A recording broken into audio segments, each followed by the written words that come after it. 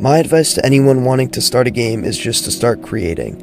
Draw or write a bunch of things related to your idea until something sticks. When you find something you're really passionate about, it will probably motivate you to keep going. After a little research, I even found some free beginner-friendly coding software I could use, Godot. Everything was going fantastic. I was finally beginning my dream project. I can't believe I'm actually doing it.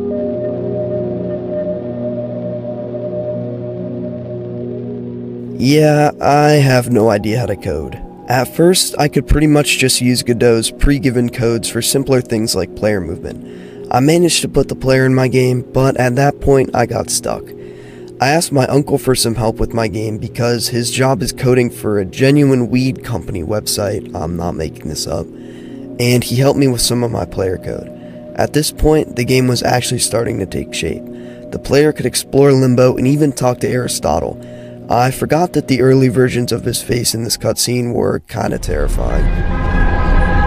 However, at this point, I hit another roadblock. It was time to put in the actual first boss, Beelzebub, and I had no clue how. I was able to build the gluttony level, and I remember spending several hours on a call with my uncle, trying to figure out how to make the player teleport to the other side of the screen when they ran off one side. I scrapped this idea later though, because it felt like an easy way to cheese the boss and escape from a bad scenario. At first, Beelzebub only slowly flew across the screen horizontally and teleported across when he hit the other side.